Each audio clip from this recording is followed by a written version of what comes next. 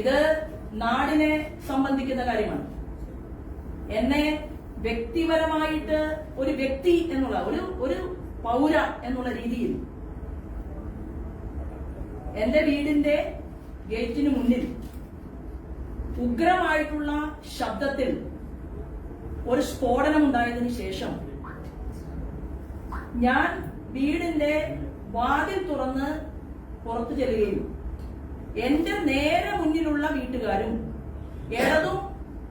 ആ വീടിന് ഇടതുഭാഗത്തുമുള്ള എന്റെ വീടിന്റെ ഇടതുഭാഗത്തും മുൻവശത്തുള്ള വീടിന്റെ ഇടതുഭാഗത്തുമുള്ള വീട്ടുകാരും എല്ലാവരും ഓടിയിറങ്ങി അവർ പുറത്തേക്ക് ഈ വലിയ ശബ്ദം കേട്ട് പുറത്തേക്ക് വരികയും 10:45 ഈ സംഭവം നടന്നതിന് ശേഷം ഞാൻ ചിന്തിച്ചതാണ്, ഇത് വലിയ ഏതെങ്കിലും അപകടമായിരിക്കുമോ, എന്താണ് രാത്രി എല്ലാവരും ഉറങ്ങുന്ന സമയത്ത് ഇത്ര വലിയ ഒരു ശബ്ദത്തിൽ സ്ഫോടനം ഉണ്ടായത് എന്ന് ഞാൻ ചിന്തിച്ചത് എന്നിലുള്ള സമൂഹത്തോടുള്ള പ്രതിബദ്ധതയാണ്.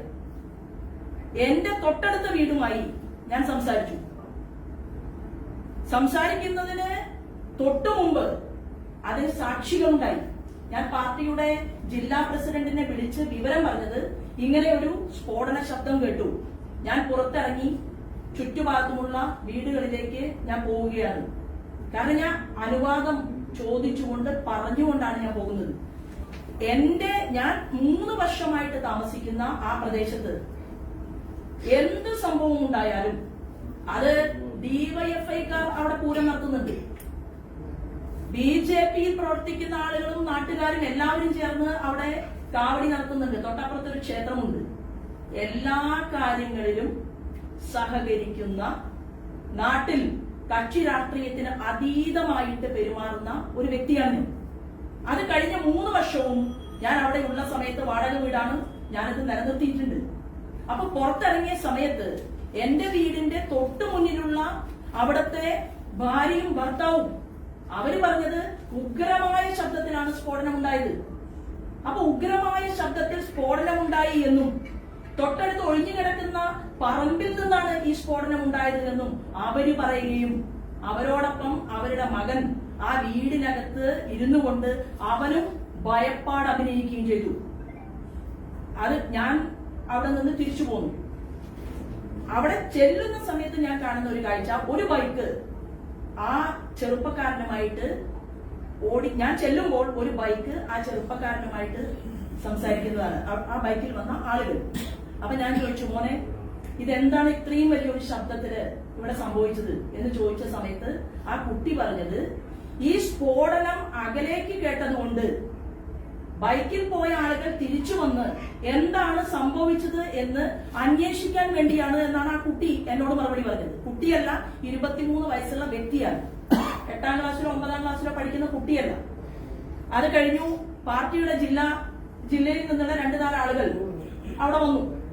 അവരവിടെ ചെന്ന് ആ വീട്ടുകാരോട് സംസാരിച്ചു, ആ ചെറുപ്പക്കാരനോട് 23 വയസ്സുകാരനോട് സംസാരിച്ചു. എല്ലാ ആളുകളും, നമ്മുടെ വീടിന്റെ ചുറ്റുമുള്ള എല്ലാ ആളുകളും അവർ കൂടി ആവശ്യപ്പെട്ടതിനനുസരിച്ചാണ് പോലീസിന് വിവരം അറിയിക്കുന്നത്. 10:43 നടന്ന സംഭവത്തെ എനിക്ക് രാഷ്ട്രീയവൽക്കരിക്കാനായിരുന്നുവെങ്കിൽ ഞാൻ ഉടൻ തന്നെ 5 മിനിറ്റിനുള്ളിൽ എനിക്ക് പോലീസിന് വിവരം അറിയിക്കാമല്ലോ. ഇവിടുത്തെ കമ്മീഷണറുടെ നമ്പർ എന്റെ കയ്യിലുണ്ട്, ഇവിടുത്തെ ACPയുടെ നമ്പർ എന്റെ കയ്യിലുണ്ട്, ഇവിടുത്തെ എല്ലാ താഴെ തട്ടിലും മുകൾ നിലയിലുമുള്ള പോലീസ് അധികാരികളുടെ നമ്പർ കൈവശമുള്ള ഒരു പൊതുപ്രവർത്തകയാണ് ഞാനത് ചെയ്തില്ല. പക്ഷെ പാർട്ടിയുടെ ലീഡർഷിപ്പ് ആ വീടുമായി സംസാരിച്ചു കഴിഞ്ഞപ്പോ അവിടുത്തെ സ്ത്രീയുടെ കൂടി ആദിയുടെയും ആശങ്കയുടെയും അടിസ്ഥാനത്തിലാണ് പോലീസ് അധികാരികളെ നമ്മൾ വിവരമറിയിച്ചത്. എന്തായാലും ശരി, വളരെ സന്തോഷം. കേരളത്തിലെ പോലീസ് അധികാരികൾ കണ്ടുപിടിച്ചു, തൃശൂരിലെ പോലീസ് അധികാരികൾ കണ്ടുപിടിച്ചു, വിഷുവിനോ ഈസ്റ്ററിനോ വാങ്ങിയ പടക്കത്തിന്റെ ബാക്കി ഓലപ്പടക്കം പൊട്ടിച്ചതിനാണ് ശോഭാ സുരേന്ദ്രൻ ഇങ്ങനെ ഒരു വിഷയമുണ്ടാക്കിയത് എന്നുള്ള രീതിയിൽ വ്യക്തമായിട്ടുള്ള ഗൂഢാലോചന പോലീസ് അധികാരികളുടെ ഭാഗത്തു നിന്നുണ്ടായി. എന്റെ ചോദ്യം, എന്റെ വീടിന്റെ മുന്നിൽ ഉള്ള വീട്ടിലെ ചെറുപ്പക്കാരൻ ഇതിന് നേതൃത്വം കൊടുത്തു എങ്കിൽ ഇത് പൊട്ടിക്കുന്ന സമയത്ത് ആ ചെറുപ്പക്കാരൻ വീടിന്റെ മുന്നിൽ വരണ്ടേ, അവിടെ ഉണ്ടാകണ്ടേ? കൂട്ടുകാർ ചേർന്ന് അവർ സന്തോഷിക്കാൻ വേണ്ടിയാണ് പടക്കം പൊട്ടിച്ചതെങ്കിൽ അവർ എല്ലാവരും ഒരുമിച്ച് 2 വീടപ്പുറത്തുള്ള നിങ്ങൾ പരിശോധിക്കണം, ഒരു അരയാലുണ്ട്, അവിടെ ധാരാളം സ്പേസ് ഉണ്ട്.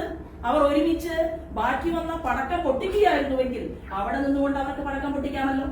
അല്ലെങ്കിൽ ഒഴിഞ്ഞ പറമ്പുണ്ട്, അവിടെ നിന്ന് പൊട്ടിക്കാമല്ലോ.